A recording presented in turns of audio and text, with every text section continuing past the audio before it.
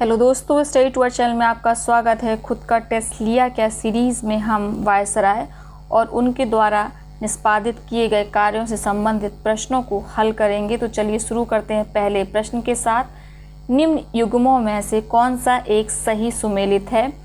Lord Cornwallis स्थायी बंदोबस्त, ये सुमेलित है, सही है। लॉर्ड वेलेस्ली चतुराई पूर्ण निष्क्रियता, आप जानते हैं लॉर्ड वेलेस्ली जाने जाते हैं सहायक संधि के लिए, वहीं चतुराई पूर्ण निष्क्रियता किसकी नीति थी? सर जॉन लॉरेंस की। लॉर्ड डलहौजी जाने जाते हैं व्यक्तिगत सिद्धांत के लिए, वहीं भारतीय राष्ट्रीय कांग्रेस की स्थापना लॉर्ड डफरिन के समय हुई थी।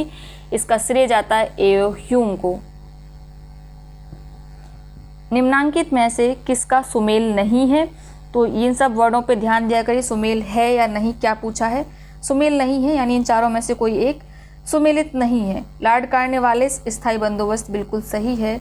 लॉर्ड वेलेस्ली सहायक संधि सही है। लॉर्ड डलहौजी व्यक्तिगत का सिद्धांत सही है।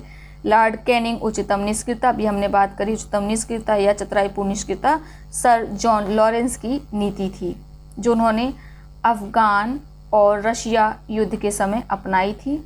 स्थायी बंदोबस्त किसके शासनकाल में प्रारंभ किया गया? लॉर्ड कॉर्नवालिस के समय स्थायी बंदोबस्त को प्रारंभ किया गया। निम्नलिखित में से सही सुमेलित नहीं है।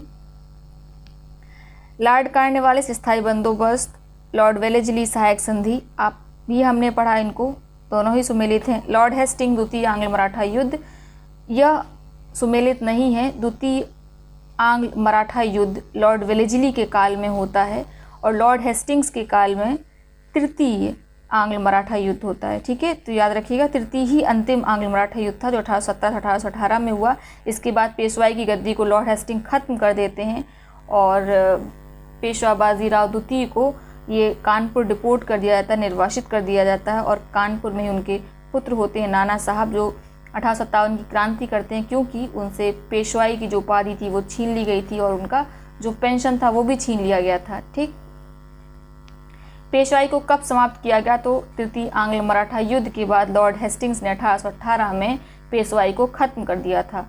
निम्नलिखित में से कौन सुमेलित नहीं है? इसमें याद करिएगा, नहीं पूछा है।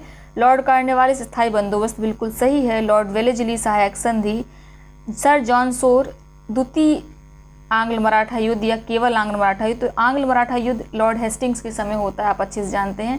पहला आंग्ल नेपाल युद्ध 1814 में होता है, द्वितीय तुरंत ही 1815 में होता है और सुगौली संधि के बाद आंग्ल नेपाल युद्ध खत्म हो जाता है। तो इस समय कौन होते हैं? लॉर्ड हेस्टिंग्स, याद रखिएगा, आंग्ल नेपाल युद्ध से संबंधित हैं लॉर्ड हेस्टिंग्स।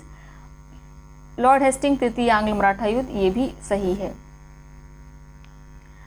निम्नलिखित में से कौन सा सही सुमेलित नहीं है? लॉर्ड एलन वरो अवध का विलीनीकरण, आपको पता अवध का विलीनीकरण 1856 में होता है, किसके समय में? लॉर्ड डलहौजी के समय में।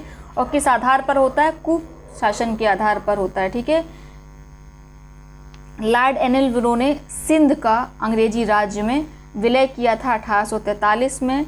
साथ ही लॉर्ड वेलेस्ली चतुर्थ आंग्ल मैसूर युद्ध, ये बिल्कुल सही है। चतुर्थ आंग्ल मैसूर युद्ध में टीपू सुल्तान की मृत्यु हो जाती है और वहाँ पर मैसूर में दोबारा वाडियार वंश के अल्पवयस्क पुत्र को बिठा दिया जाता है गद्दी पर।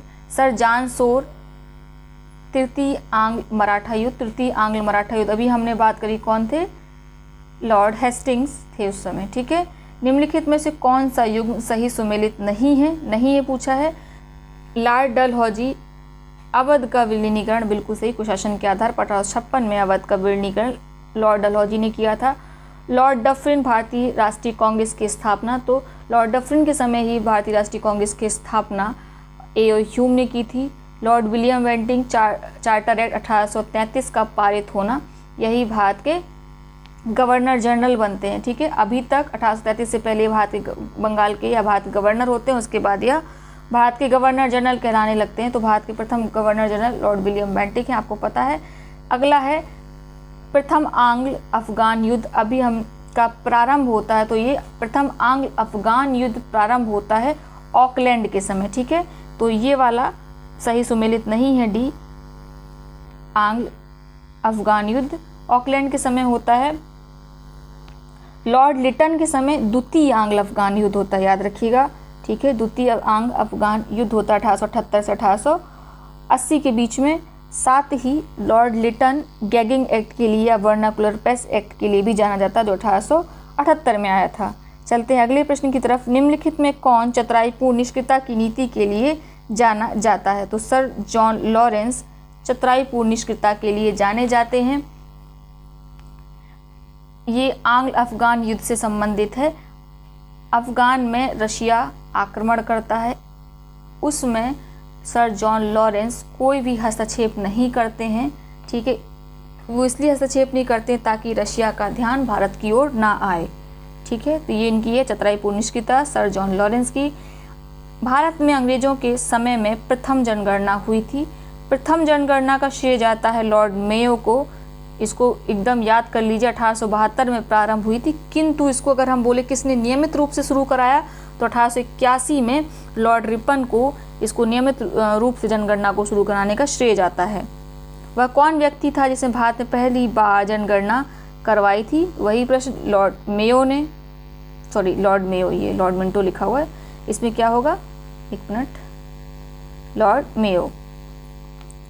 किस वायसराय की हत्या उसके कार्यकाल में कर दी गई थी?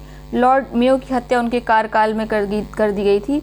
यह अंडमान निकोबार गए थे, जो काला पानी सजा पाए हुए अपराधी थे, उनका निरीक्षण कर रहे थे। उसी समय एक हैदर नाम के बहावी व्यक्ति ने लॉर्ड मेयो की हत्या चाकू मारकर कर दी थी। ठीक है, अफगानिस्तान के प्रति एक जोश भरी अग्र यानी फॉरवर्ड नीति का अनुसरण करने वाला गवर्नर जनरल था। तो लॉर्ड लिटन जो थे वो जब 1876 में वायसराय बनकर आते हैं तो अफगान के प्रति उनकी नीति में परिवर्तन आता है। कुशल आक्रमणता की नीति के स्थान पर जो सर जॉन लॉरेंस चलाए हुए थे उसके स्थान पर वह अग्रगामी नीति का अनुसरण करते हैं। वैज्ञानिक सीमा की खोज के क्रम में सरकार ने कबायली प्रदेशों को क्या किया था, हस्तक्षेप करना शुरू किया, बहुत से सामरिक महत्व के स्थानों पर अधिकार कर लिया। अब इस समस्त सीमा पर एक जैसी नीति का अनुसरण करने लगे थे। तो याद रखिएगा, अग्र और फॉरवर्ड नीति का अफगानिस्तान में किसने शुरुआत करी? तो लॉर्ड लिटन ने की थी। और किसने निष्क्रियता की नीति अपनाई थी? सर जॉन लॉरेंस ने। कौन भारत का वायसराय सबसे दीर्घ काल तक रहा? तो लॉर्ड कर्जन सबसे दीर्घ काल के लिए रहते हैं, 1899 में आते हैं और 1905 तक रहते, लगभग 7 वर्ष के लिए। और डफरिन केवल 5 वर्ष के लिए आते हैं, 1884 से 1888 तक रहते हैं। इन्हीं के समय में कांग्रेस की स्थापना होती है। लॉर्ड हॉर्डिंग याद रखिएगा 6 वर्ष के लिए आते हैं, 1910 से लेकर 1916 तक रहते हैं। लॉर्ड मेयो 1869 से 1872 तक रहते हैं, लगभग 4 वर्ष के लिए। ठीक है, भारत में स्थानीय स्वायत्त शासी संस्थाएं 1882 में सशक्त की गई थी। किसके द्वारा? तो लॉर्ड रिपन स्थानीय स्वशासन के लिए जाने जाते हैं। इन्होंने त्रिस्तरीय व्यवस्था का इंट्रोडक्शन किया था, जो आज भी अमूलचूल परिवर्तन के साथ आज भी भारत में प्रचलित है। भारत में स्थानीय स्वायत्त शासन को किसने प्रोत्साहन किया? लॉर्ड रिपन ने स्थानीय स्वशासन को प्रोत्साहित किया। यह प्रश्न बहुत इंपॉर्टेंट है। इल्बर्ट बिल विवाद किससे संबंधित है? भारतीय विकल्प पढ़ लेते हैं एक बार। भारतीय द्वारा हथियार लेकर चलने पर कुछ प्रतिबंधों को लागू करना, गलत। भारतीय भाषाओं को प्रकाशित होने से वाले समाचार पत्रों पत्रिकाओं पर प्रतिबंध लागू करना, गलत है। अगला विकल्प है यूरोप के लोगों के मामलों की सुनवाई करने के लिए भारतीय न्यायाधीशों पर लगाई गई अयोग्यताओं को हटाया जाना, बिल्कुल सही है। इसमें कोशिश की गई थी कि जो यूरोपीय न्यायाधीश और भारतीय न्यायाधीश हैं उनको समान कर दिया जाए। अब भारतीय न्यायाधीशों के पास भी अधिकार हो कि जो यूरोपीय लोग हैं उन पर जिन मामलों की सुनवाई हो रही है उनकी सुनवाई भारतीय न्यायाधीश भी कर पाएँ। व्यवस्था यह थी कि जो यूरोप के आरोपी थे, यूरोपीय आरोपी लोग होते थे, उनकी सुनवाई यूरोपीय न्यायाधीश ही करते थे। भारतीय न्यायाधीशों की उनकी सुनवाई करने का अधिकार नहीं था। लेकिन इल्बर्ट बिल में कोशिश की गई कि भारतीय न्यायाधीश भी उनकी सुनवाई कर पाएँ, किंतु इसका बहुत विरोध हुआ। अंग्रेजों ने विरोध किया और यह वापस लेना पड़ा। ठीक है, इसी कारण रिपन नाराज भी होते हैं और वो छोड़ के चले जाते हैं, इस्तीफा दे देते हैं। ठीक है, चलते हैं अगले प्रश्न की तरफ। निम्नलिखित में से किसे भारत में स्थानीय स्वायत्त शासक का जनक कहा जाता है? तो लॉर्ड रिपन को ही स्थानीय स्वायत्त शासन का जनक कहा जाता है। सूची 1 को सूची 2 से मिलाइए। एक तरफ दिया है Clive, Bentinck, Charles Metcalfe, Curzon, ठीक है।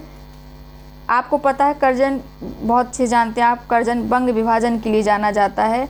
बेंटिक किसके लिए जाना जाता है?